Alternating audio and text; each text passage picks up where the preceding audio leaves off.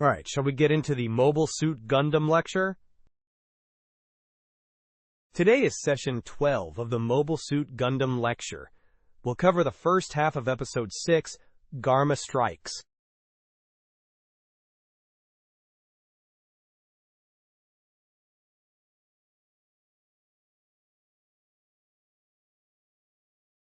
The highlight is Garma's line. Very early on, he says, "Char, I'm amazed you managed to pursue that battleship and mobile suits for 2 whole days, though I'm not sure if that was episode 6 or 7. It's the line that slips out of Garma right after he tangles with White Base. "Char, I'm amazed you kept up that chase against a battleship and mobile suits for 2 days. In other words, from episode 1 through 6, only 2 days have passed, a shocking fact. On air, that took about a month and a half. Realizing it's only 2 days in the story honestly surprised me. Last week I said it's about a week from Luna 2 to Earth, so the speed would be 500 meters to 1 kilometer per second. Official materials for Gundam actually disagree on details like this. Some sources say White Base fled with evacuees on this date, reached Luna 2 on this date, re-entered on this date, and compressed the whole thing into about 5 days. But since Garma explicitly says they could pursue for 2 days, I'll adopt the 2-day timeline for this lecture. I want to base my analysis solely on the very first TV series of Gundam. If we fold in later series, like Z, ZZ, or Reconquista in G, and then debate Minovsky particles, or who designed the Gundam, the discussion falls apart. So within my lecture, the Zeonic company doesn't exist. I treat things like Unpack, the Zeonic company, and Anaheim Electronics as settings fabricated by the Studio New team when they made a special issue for Outie magazine. Whether later canon adopted them or not, I try to stick to settings present at original broadcast. So from here on, I'll use the 2-day theory. That's enough preface. Let's watch. Is the Gundam lecture queued up? Ah, from this angle I recognize you. Sorry. Laughs. Different staff were in today, so I thought he was new, but it was someone I already knew. Laughs. So this is session 12 of the Mobile Suit Gundam lecture, the first half of Garma Strikes. Alright, here we go. This time on Toshio Okada's Gundam lecture, we're looking at Mobile Suit Gundam Episode 6, Garma Strikes. Garma Strikes begins immediately after Episode 5, Reentry to Earth. It's like the cut between Episodes 1 and 2. Episode 1 ends with a missile fired from Char's Musai streaking toward Side 3. Then, Episode 2 opens with that missile hitting Side 7. There's barely a second or two between them.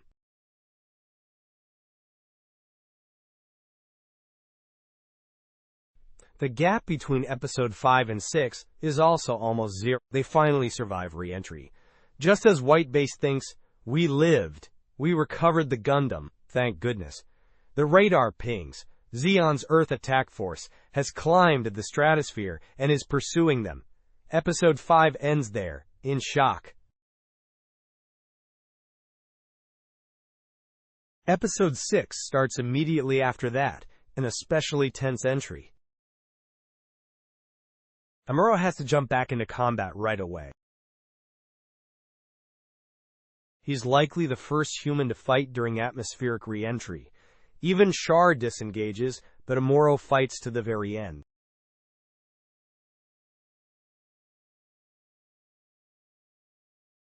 Zeon troops, Zaku and all, burn up and die. Yet the lone Gundam discovers a new function mid-fall, survives re-entry, lands on White Base, and Amuro finally makes it to the bridge.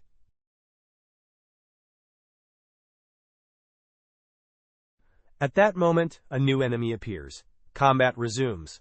Amuro keeps saying things like, "I never get a moment to breathe." And you can't blame him. It's battle after battle. Rewatching episodes 6 and 7, one line in 7, really surprised me. Garma, Char, impressive that you could pursue that mobile suit for 2 days. So from episode 1 to episode 7, the stretch where Char chases White Base actually covers only 2 days.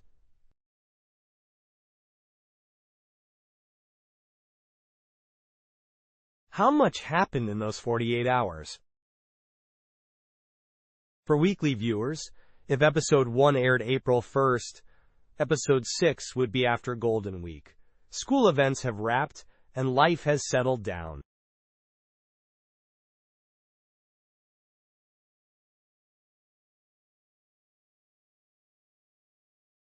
After 6 or 7 weeks on TV, you'd think the crew has settled in, but in story only 2 days, 48 hours have passed.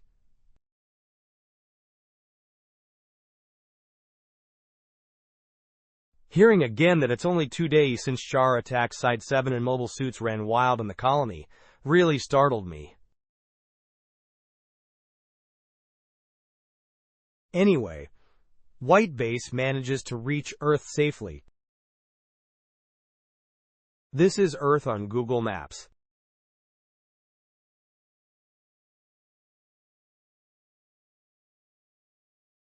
Their original destination was the Amazon in South America, the Federation base located around there.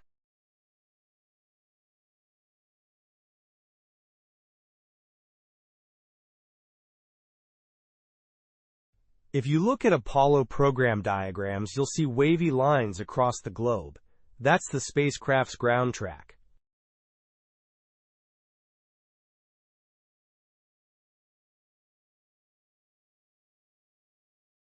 How do they enter Earth?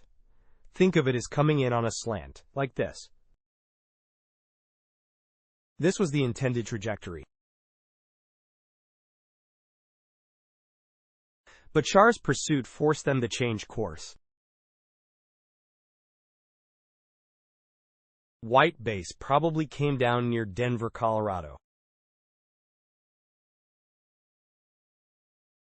The Arizona desert is here, New Mexico is here, the Grand Canyon is here, Las Vegas here, Los Angeles here. After that, White Base sets a course toward California in North America. So from a straight drop from Earth orbit to the Amazon, their course was altered mid-flight. Given we're talking about just 2 days, White Base must have made it from Luna 2 to Earth in roughly 10 hours.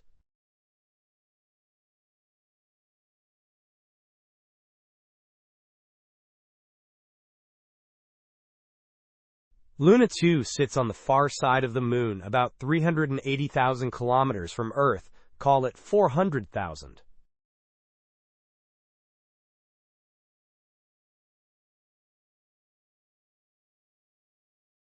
Covering that in about 10 hours puts White Base around 38,000 kilometers per hour, roughly Mach 35 to 40, then they hit the atmosphere.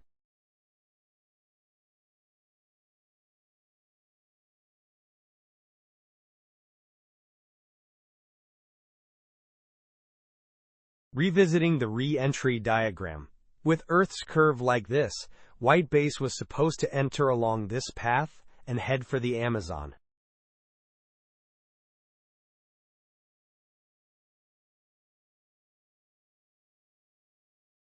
But remember last time? Char's Musai fired missiles from above. To evade them, White Base ducked underneath.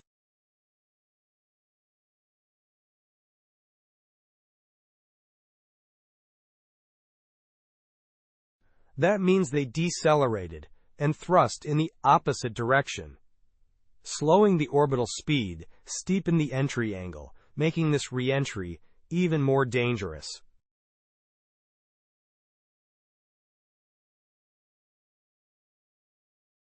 With that steeper angle, they fell short of the Amazon and likely came down near Denver, Colorado. Knowing how much Yoshiyuki Tomino loves rocketry, I think he planned it that way.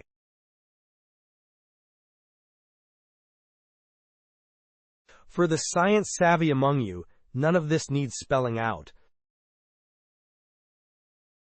But since I aim for Gundam anyone can understand, I'll add bits of science along the way. The narration says, Garma Zabi is the commander of Zeon's Earth attack force.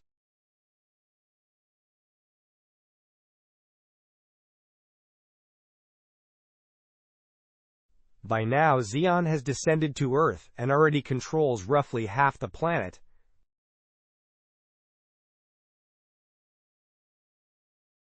North America in particular is almost entirely under their control.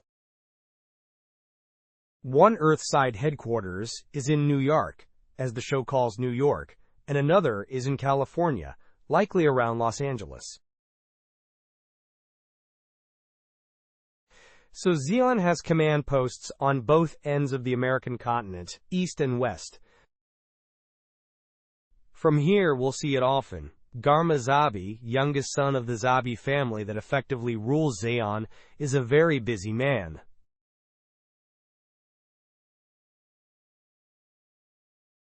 He sorties from California base to attack the Gundam, yet he also must attend political parties, mostly in New York, on a regular basis.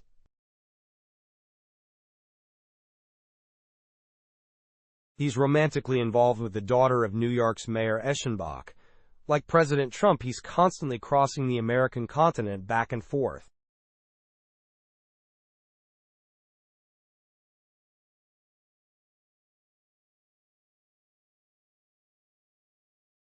Although he's the Earth Attack Force commander, he's really there for political activity, as the Zabi heir more than as a soldier.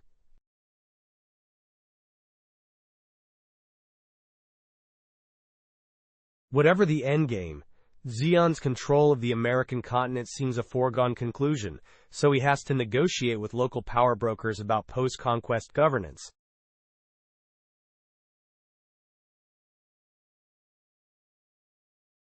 Put simply, Garma Zabi is like General MacArthur coming to post-war Japan. The New York mayor's family are like the Zaibatsu facing him.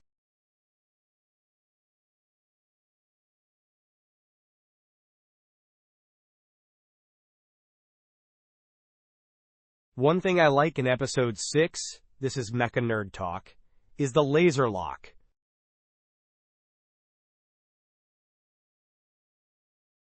It's the communication between Zeon soldiers during docking.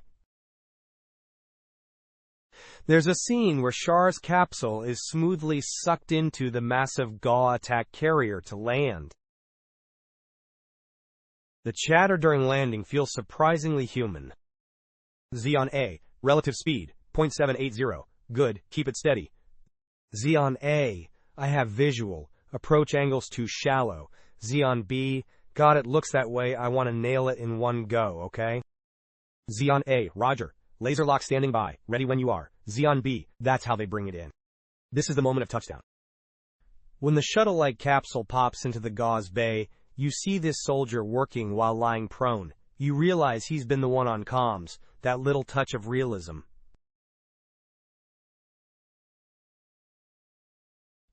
Him being prone says something. No matter how huge the GA looks, it's still... Sure, the hangar is big enough for a space shuttle, but the watchman's space isn't that large. They could have shown him standing here, but then you'd need to frame his whole body, making him small and losing his facial expression. By putting him prone, a pose you wouldn't normally think of, you can still read his face. When he reports, Colonel Garma, we've recovered the Musai's capsule, he even turns his head to the right. Having a prone soldier act like that sells the military realism. Giant warships and planes show up often in anime, but merely drawing them huge is what clumsy directors do. Showing that even the biggest aircraft still have cramped spaces gives size real credibility. That kind of depiction is one of the things I love about Gundam. And now Garma himself finally appears. He speaks with Char. Watch the contrast between Garma's and Char's opening poses. In their exchange, Char says, "That's the Trojan horse, right?" The Trojan horse means white base. Why ask? Char has only seen it in space until now. So he didn't really grasp its shape. In sunlight and air he can see it clearly for the first time. In a vacuum, only the sunlit parts glare. The rest is pitch black, so you can't make out the form. Under atmospheric sunlight he finally realizes, so that's its shape, and that's its color. Char, that's the Trojan horse, isn't it? Garma, yeah, so that's the ship, even you, the red comet. Char, are you saying I didn't need to come out myself? Garma, no, I came simply to welcome you. Char, don't forget, it's a ship that broke through the atmosphere. When Garma says, no, I came just to welcome you as a friend, he shifts from folding his arms to subtly extending two fingers.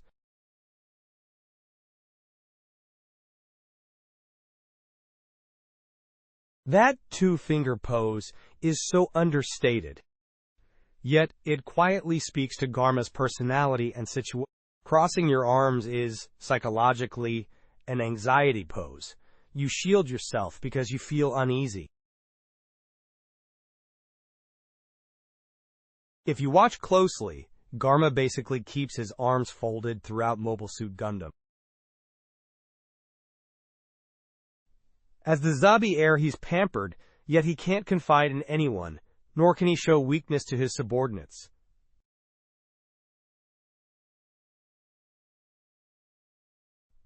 No matter how he's promoted or decorated, people see it as daddy's influence, so he ends up trusting no one.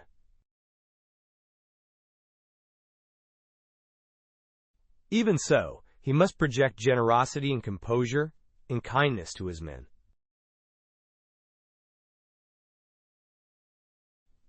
All that pressure yields a character who always folds his arms. Only when he says, "No, I just came to welcome you," does he extend two fingers toward Char, Yoshikazu Yasuhiko's. Char's contrast is pure ease. His arms hang loosely, with only his left hand on his hip. That body language reads as complete relaxation.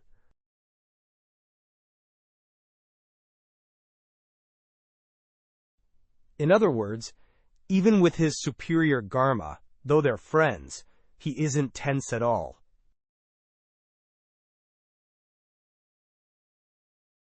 Yet as a soldier, he still keeps his stance.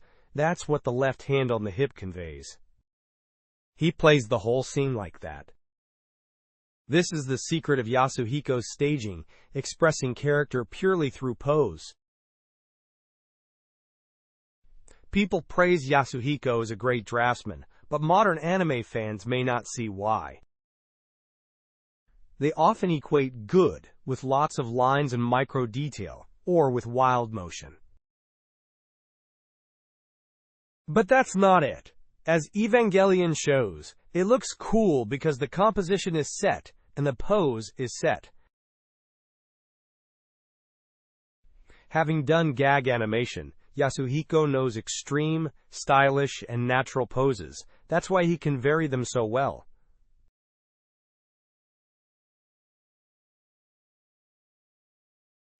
Okay, that's the end of the first half. The contrast between Char and Garma, both acting mainly with their arms, is also what you'd call held animation. By episode 6, the animation team's schedule was tight, so they didn't want to move things too much. Yasuhiko would love to animate more, of course, but he locks shots with strong stills instead.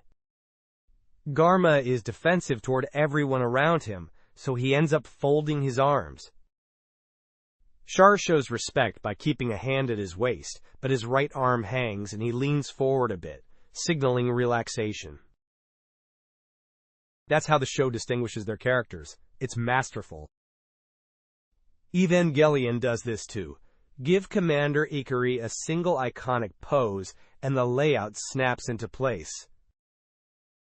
Once a character-defining pose is set, that anime has basically won. One thing still nags me. Earlier I said Mayor Eschenbach was in New York. Was that really it?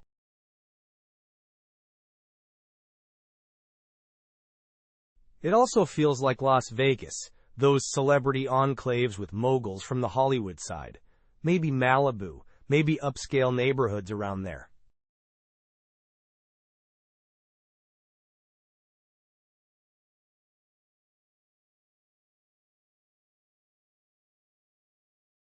On the other hand, it also evokes Washington, Boston, or Philadelphia, old East Coast immigrant hubs. Sorry, this catches your eye, doesn't it? I meant to explain later. It's a souvenir from Ukraine to give to people who send letters for our month-end mail segment. What Towelson is holding is a stick I bought in Ukraine, once used by Cossack soldiers when persecuting Jewish people. There's a version A and a version B, so keep the letters coming. That's all for today's free broadcast. Please look forward to next week. Now, please start the paid broadcast.